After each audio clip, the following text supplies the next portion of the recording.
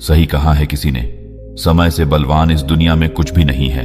और यह बात भी सच है कि आपके भाग्य में जो लिखा है वह होकर ही रहेगा, चाहे आप उसे लाख बदलने की कोशिश कर लें, आप उससे कितना भी बचने की कोशिश करें, लेकिन जो आपकी तकदीर में लिखा है वह एक दिन जरूर होगा।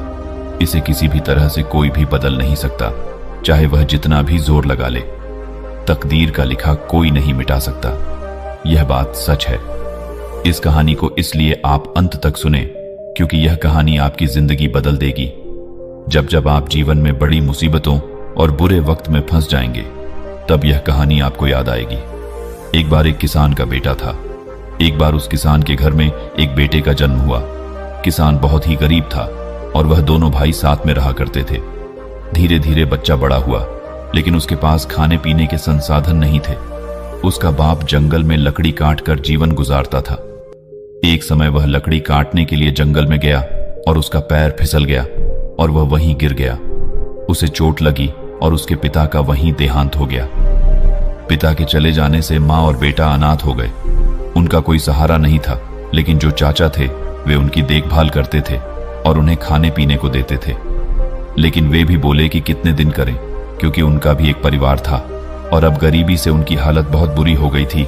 एक समय एक महात्मा उस कुटिया में कुछ पानी मांगने के लिए आए।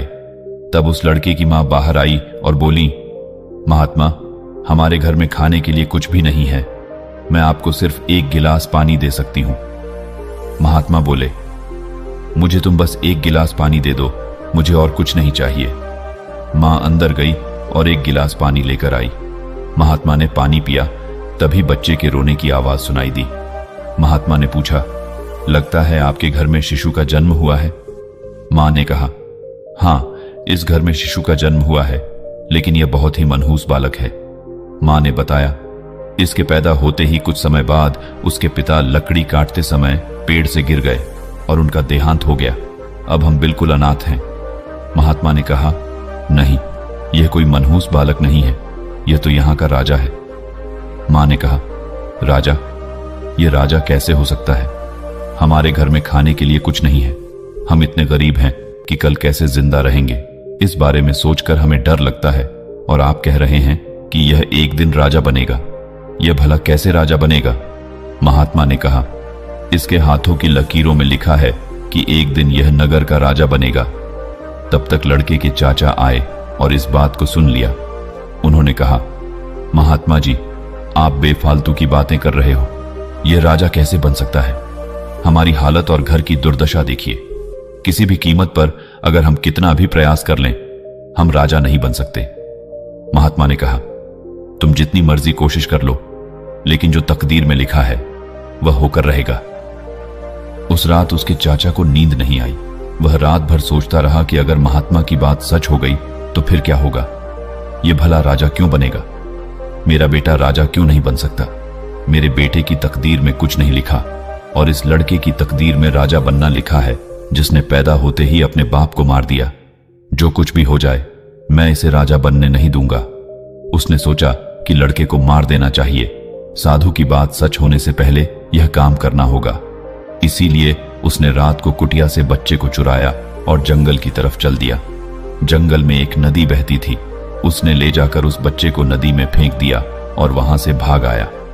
धीरे धीरे कई साल बीत गए। जंगल में एक महात्मा को वह बच्चा मिला। वह महात्मा बड़े ही तेजस्वी, तपस्वी और विद्वान थे। उन्होंने उस बच्चे को उठाया और उसका पालन पोषण किया, उसे शिक्षा दी और वह वहीं पला बढ़ा। धीरे धीरे समय बीतता गया और वह बहुत ही होनहार और सुंदर बालक बन गया। उसे हर चीज की ज्ञान थी। समय का खेल बदल गया। एक बार उस नगर का राजा जंगल में शिकार करने के लिए निकला। शिकार का पीछा करते करते वह रास्ता भटक गया। उसे रास्ता नहीं दिखाई दे रहा था कि घर कैसे जाए, क्योंकि जंगल बहुत ही घना और डरावना था। तभी उस पर एक शेरनी ने हमला कर दिया और वह लहूलुहान हो गया। उसके सैनिकों की टोली रास्ते में कहीं भटक गई थी और वह आगे चलने में सक्षम नहीं था। अब राजा को शेर मारने वाला ही था। तभी एक लड़के ने आकर उसकी जान बचाई और शेर को भगाया। राजा हैरान रह गया। उसने पूछा, तुम कौन हो? तुम्हारा नाम क्या है?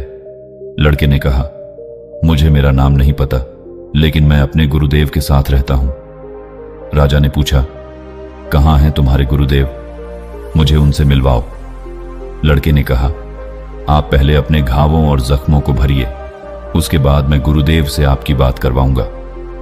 उसने राजा को संभालते हुए अपनी कुटिया में ले गया और गुरुदेव से मिलवाया। गुरुदेव ने सबसे पहले उनके जख्मों पर मरहम पट्टी लगाई और उनकी देखभाल की। धीरे धीरे 2-3 दिन बीत गए। उस लड़के ने राजा की खूब सेवा की और धीरे धीरे राजा ठीक हो गया। एक दिन राजा ने महात्मा से पूछा, मैं पहले भी जंगल में कई बार आया हूं, मैंने कुटिया भी कई बार देखी है, लेकिन यह लड़का कौन है? मैंने इसे पहले कभी नहीं देखा। महात्मा ने कहा, मुझे नहीं पता, लेकिन यह अनाथ बच्चा एक दिन मुझे इस तालाब में मिला था।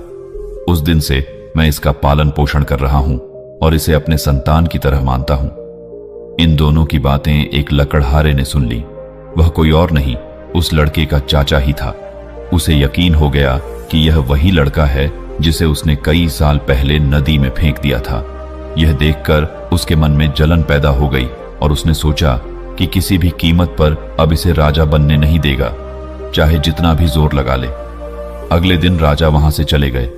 उन्होंने महात्मा से कहा, मैं कुछ और भ्रमण करूंगा, इसीलिए तुम इस पत्र को लेकर राजमहल चले जाओ। लड़के का चाचा, जिसे लड़के की पहचान का यकीन हो गया था, ने सोचा कि अगर वह इस पत्र को ले जाकर राजा के साथ साजिश करेगा तो वह खुद ही राजा बन जाएगा और अपना सारा जीवन सुखी से काटेगा। इस इरादे से उसने लड़के का पत्र चुरा लिया और महल की ओर चल पड़ा। महल के द्वार पर द्वारपाल ने उसे रोका और पूछा, तुम गरीब, तुमसे महल के अंदर कैसे जा सकते हो? उसने बताया कि उसे राजा ने भेजा है और इस पत्र पर राजा के हस्ताक्षर भी हैं। द्वारपाल ने जब पत्र देखा तो उसमें राजा के हस्ताक्षर थे। उसे महल में ले जाया गया।